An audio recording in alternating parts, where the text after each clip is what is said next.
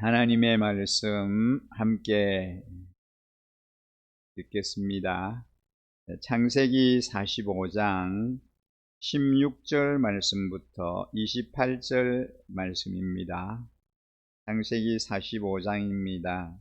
16절 말씀부터 함께 합독을 하겠습니다. 요셉의 형제들이 왔다는 소문이 바로의 궁에 전해지자 바로와 그의 신하들이 기뻐하였다. 바로가 요셉에게 말하였다. 그대의 형제들에게 나의 말을 전하시오. 짐승들의 등에 짐을 싣고 가나안 땅으로 돌아가서 그대의 부친과 가족을 내가 있는 곳으로 모시고 오게 하시오. 이집트에서 가장 좋은 땅을 드릴 터이니 그 기름진 땅에서 나는 것을 누리면서 살 수 있다고 이르시오.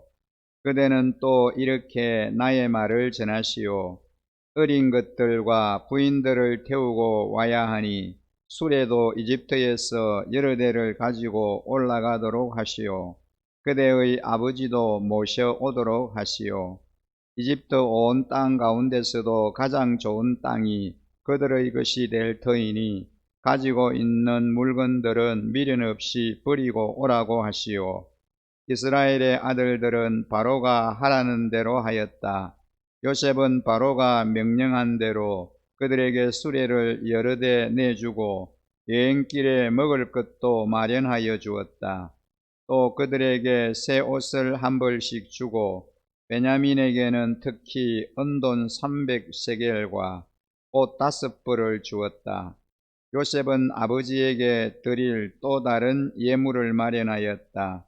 이집트에서 나는 귀한 물건을 수나기 10마리에 나누어 싣고 아버지가 이집트로 오는 길에 필요한 곡식과 빵과 다른 먹거리는 암나귀 10마리에 나누어 실었다. 요셉은 자기 형제들을 돌려보냈다. 그들과 헤어지면서 요셉은 가시는 길에 서로들 탓하지 마십시오 하고 형들에게 당부하였다. 그들은 이집트에서 나와 가나안 땅으로 들어가서 아버지 야곱에게 이르렀다. 그들이 야곱에게 말하였다. 요셉이 지금까지 살아 있습니다. 이집트 온 나라를 다스리는 총리가 되었습니다. 이 말을 듣고서 야곱은 정신이 나간 듯 어리벙벙하여 그 말을 고지 들을 수가 없었다. 그러나 요셉이 한 말을 아들들에게서 모두 전해 듣고 또한 요셉이 자기를 데려오라고 보낸 그 수레들을 보고 났어야 아버지 야곱은 비로소 제정신이 들었다. 이제는 죽어도 한이 없다. 내 아들 요셉이 아직 살아있다니 가고 말고 내가 죽기 전에 그 아이를 보아야지 하고 이스라엘은 중얼거렸다. 아멘. 요셉이 형들을 만났다는 그 소식에 아버지 바로는 이루 말할 수 없는 그런 감격과 감동을 받게 됩니다. 바로가 보낸 그 수레와 양식을 제공하는 것을 그가 보았습니다.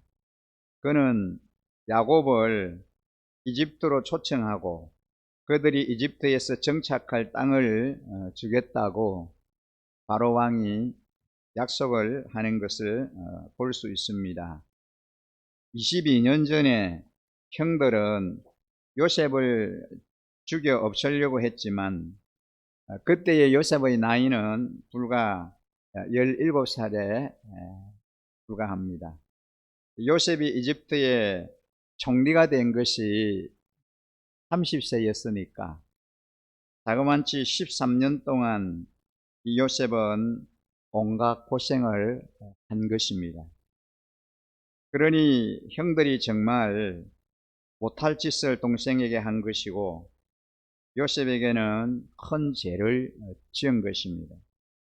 그런 행들에 대해서 요셉은 미움이 깊을 수도 있고 또 그런 행들에 대해서 복수심을 가질 수도 있지만, 그러나 요셉은 형들을 대하는 그 모습을 볼 때에 전혀 그런 것이 아니었습니다. 자기가 요셉이라는 사실을 형들에게 밝혔을 때에 그 형들이 얼마나 놀라웠겠습니까? 그 형들이 놀라서 입이 얼어붙었다고 그렇게 말씀합니다. 요셉은 형님들이 나를 판 것 같지만 그것이 아니고 실상은 하나님이 나를 이곳으로 보내셨고 하나님이 이 모든 일을 연출하신 것이다 라고 해석을 합니다. 겉으로 보면은 모든 것이 다 인간관계 속에서 이루어지는 것처럼 보이지만 모든 각본을 쓰시고 그 일들을 진행하고 인도하시는 분은 하나님이십니다. 요셉은 형들이 자기에게 잘못한 것이 없다고 생각을 하고 있으니 되돌려줄 복수도 용서도 없다라고 생각을 합니다. 요셉이 지금 형들의 잘못 덕분으로 이집트의 총리가 되었기 때문에 형들을 용서하는 것이 아니라 이 모든 것이 은총이라고 하나님의 특별한 은혜다라고 생각을 하는 겁니다. 상대방의 모든 행위가 하나님의 섭리라고 이해할 수 있는 사람은, 생각의 무게중심이 하나님께 두어져 있는 사람은 어떤 일을 만나더라도 실망하거나 화가 나지 않으며 너그럽고 넉넉한 존재로 살아갈 수 있습니다. 이 요셉은 흉년이 2년이 지나갔지만 앞으로도 5년 동안의 흉년이 남아 있기 때문에 아버지를 이쪽으로 모시고 오라고 그렇게 부탁을 합니다. 이 베냐민을 끌어안고 울고 형들과 입을 맞추고 안고 우니 비로소 형들이 이제 안심하고 입을 열기 시작합니다. 요셉의 형들이 왔다는 말을 듣고 바로 왕과 신하들이 기뻐하고, 왕은 요셉에게 형들이 양식을 싣고 가나안 땅에 가서 아버지와 그 가족들을 다 이끌고 돌아오면은 좋은 땅과 먹을 것을 주겠다고 약속을 합니다. 형들은 바로 왕이 초청을 받고 왕이 내어준 그 수레에 아름다운 물품들로 가득 선물을 받아가지고 돌아옵니다. 요셉이 이집트에서 어떻게 살았는가는 요셉의 형제들을 만났다는 소리를 들은 이집트인들의 반응을 보면 잘 알 수 있습니다. 민족이 다르고 삶의 방법이 다른 사람들이 이방인을 환영하는 것은 요셉을 신임했고 그리고 존경했기 때문입니다. 이집트 사람들은 요셉의 형제들이 누구인지 전혀 모르지만, 그러나 요셉의 형제들이라면, 요셉의 가족들이라면 기꺼이 환영한다는 그런 뜻입니다. 우리도 죽을 수밖에 없는 죄인이지만 예수님 때문에 의롭다함을 얻고 예수님 때문에 대우받는 사람들입니다. 고린도전서 15장 10절에 보면은 사도 바울은 이런 고백을 합니다. 나의 나된 것은 하나님의 은혜로 된 것이니 내게 주신 그의 은혜가 헛되지 아니하여 내가 모든 사도보다 더 많이 수고하였으나 내가 아니요 오직 나와 함께 하신 하나님의 은혜로다. 그렇게 고백합니다. 이스라엘이 이집트의 기름진 땅을 얻고 먹을 것을 걱정하지 않고 살 수 있도록 모든 것을 다 보장해 줍니다. 20절에 보면은 가지고 있는 물건들은 미련 없이 다 버리고 오라고 하시오 라고 그렇게 말합니다. 이것을 볼 때에 이스라엘로 돌아가거들랑 세간살이가 아깝다고 끌고 오지 말고 맨몸으로 여기 오더라도 불편하지 않게 살도록 모든 것을 다 제공해 주겠다고 약속하는 그런 말씀입니다. 요셉은 자기 형제들을 아버지에게로 돌려보냈습니다. 그러면서 이렇게 부탁합니다. 요셉은 가시는 길에 서로들 탓하지 마십시오 라고 그 형제들에게 부탁하는 것을 볼 수 있습니다. 돌아와서 요셉의 형들은 이제까지 겪은 모든 일들을 숨김없이 아버지에게 고백을 합니다. 아들들의 말이 인간의 생각으로는 도저히 믿어질 수 없는 일이었지만 바로가 보내준 선물과 수레를 보고 야곱은 믿을 수밖에 없었습니다. 그렇지 않겠습니까? 어떻게 이런 일이 있을 수 있을까? 내 생에 어떻게 이런 일이 일어날 수 있을까? 야곱은 아마 그렇게 생각을 했을 것입니다. 요셉이 죽은 줄로만 알고 오랜 세월을 살아왔습니다. 힘겹게 참으로 어렵게 살아왔습니다. 그런데 요셉이 살아있을 뿐만 아니라 강대국의 총리가 되어 있다라고 하는 이 엄청난 그 이야기를 그 아들들로부터 들었을 때에 아버지 야곱은 믿기지가 않았던 것입니다. 하지만 그의 앞에 벌어져 있는 모든 그런 현상들을 볼 때에 그는 믿지 않을 수 없었습니다. 아버지 앞에 도저히 입이 떨어지지 않았지만 그래도 이 아들들은 사실을 말했고 그 형들은 하늘을 날아갈 것만 같았습니다. 담고 있는 죄 하나님이 알고 나만이 아는 죄라도 하나님 앞에 가서 다 털어놔 버리면 속이 시원한 법입니다. 그동안 이 요셉의 형들도 요셉 때문에 요셉에게 그들이 행한 일들 때문에 엄청난 그런 부담을 안고 그리고 괴로움 가운데 살아왔던 것입니다. 이 아들들의 이야기를 들은 야곱이 이렇게 고백하는 것을 우리가 볼 수 있습니다. 내 아들 요셉이 아직 살아있다니 가고 말고 내가 죽기 전에 그 아이를 만나봐야지 하고 야곱은 혼자말로 그렇게 중얼거렸다라고 본문에 말씀합니다. 요셉이 살아있다는 말에 아들들에 대한 원망은 다 사라지고 야곱은 그저 좁기만 했고 그 요셉을 하루빨리 만나보고 싶다라고 생각합니다. 보고 싶어서 견딜 수가 없었습니다. 조카도다라고 하는 그 짧은 한마디는 더 이상 바랄 것이 없는, 이제는 내가 죽어도 조금 더 섭섭지 않는 그런 만족한 상태입니다. 그러면서 내가 죽기 전에 가서 빨리 만나보리라 그렇게 말합니다. 말년의 이 야곱에게 있어 그가 살아 있었던 이유와 살아야 할 이유가 생긴 겁니다.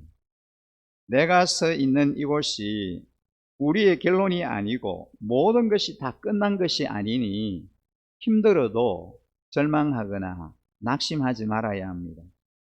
나에게 가장 좋은 것은 아직 오지 않았으며 더 좋은 일들이 우리 앞에 기다리고 있다는 것입니다. 그렇습니다. 오늘의 그 현재의 우리의 삶이 참 고단하고 그리고 힘들고 암담하다라고 할지라도 하나님께서 나와 함께 하시고 하나님이 우리와 동행하심으로 인하여 좋은 일들이 하나님께서 우리에게 지금보다도 견줄 수 없는 더 좋은 일들이 기다리고 있다. 라고 하는 이 소망을 우리는 늘 마음에 가져야 합니다. 오늘 이 야곱의 경우를 우리가 함께 묵상하면서 지금까지의 야곱의 삶이 참 너무 힘들고 어렵고 괴로움의 연속이었지만 오랜 세월이 지난 그 이후에 야곱에게는 상상도 하지 못했던 그런 엄청난 기쁨과 그리고 영광스러운 그러한 날들이 그의 앞에 펼쳐지는 것을 우리가 보면서 여전히 우리의 삶에도 하나님이 함께 하시는 한 과거와 현재보다는 견줄 수 없는, 지금과 비교할 수 없는 남은 우리의 미래의 날들이 아름답고 소망 넘치는 그러한 은혜를 우리의 삶의 현장에 하나님께서 허락하여 주실 것이기 때문입니다. 여러분, 오늘 이 본문에 소개되는 그 하나님은 어떤 하나님이십니까? 우리가 만날 수 있는 그 하나님은 야곱의 마지막 생애를 기쁨과 평안으로 채워주시는 하나님이십니다. 라헬을 잃고 사랑하는 아들 요셉마저 잃은 후에 베냐민까지 보낸 이 노년의 야곱이 어떻게 버티고 살았을지 상상하기가 힘이 듭니다. 그러나 요셉이 살아있다는 그 소식에 그는 기운이 소생했고 죽기 전에 아들을 만나봐야겠다라고 하는 일념으로 일었습니다. 우리 인생에도 원치 않는 고난이 찾아들고 견디기 힘든 시간을 감내해야 할 때도 있습니다. 왜 내게는 계속해서 이런 시련과 이런 어려움들이 찾아와야 하는가? 왜 내게 좋은 일들이 일어나지 않고 계속해서 더 깊은 수렁으로 빠져드는 그러한 삶을 내가 살아가야 하는가? 그런 생각을 우리가 할 때도 있습니다. 하지만 그런 고난이 찾아오고 견디기 힘든 시간들을 우리가 잘 감내하고 인내하고 오래 참을 때 하나님께서 우리의 삶의 현장에 우리가 상상도 할 수 없는 그런 놀라운 일들을 하나님이 허락하여 주실 것이고 우리의 인생에 요셉에게 일어났던 그런 역전하는 그런 은혜를 우리에게도 허락하여 주실 줄 믿습니다. 그때도 우리를 위해 영원한 기쁨과 안식을 예비해 두신 우리 주님, 신실하신 주님이 늘 나와 함께 하신다는, 우리와 늘 동행해 주신다라고 하는 이 소망을 우리의 마음에 늘 품고 한날 한날을 주님 앞에서 주님과 늘 함께 걸어감으로 승리하는 삶 살아가는 저와 우리 성도님들의 삶이 되시기를 주님의 이름으로 간절히 축원합니다. 참 좋으신 아버지 하나님, 우리의 인생의 나그네 길에 우리 주님이 늘 함께 하시고 동행해 주셔서 참으로 감사합니다. 우리가 혼자 강야와 같은 세상에 버려둠을 당할 때 우리가 무엇을 해야 하고 어떻게 해야 할지를 전혀 모릅니다. 하지만 한치 앞을 내다볼 수 없는 우리의 삶의 여정에 우리의 신실하신 주인 되신 주님이 늘 함께 해주시고 동행해 주심으로 또 우리의 걸음을 인도해 주심으로 그 주님과 함께 갈 때 우리는 승리할 수 있고 소망 넘치는 삶 살아갈 수 있는 줄 믿습니다. 오늘 이 하루도 주님과 함께하는 우리의 인생의 나그네 길 되게 하여 주시옵소서. 그래서 주님께서 우리의 삶의 현장에 소망을 주시고 은혜를 주시고 역전하는 그러한 삶을 살아갈 수 있도록 우리를 구체적으로 이끌어 주실 줄 믿습니다. 그 하나님만 바라보며 그 하나님만 의지하며 그 하나님만 소망 삼고 오늘 이 하루도 주님과 동행하는 저희들의 삶 되게 하여 주옵소서. 그렇게 하실 신실하신 우리 하나님을 온전히 찬양하며 우리를 구원하신 우리 구주 예수 그리스도 이름으로 기도드립니다. 아멘.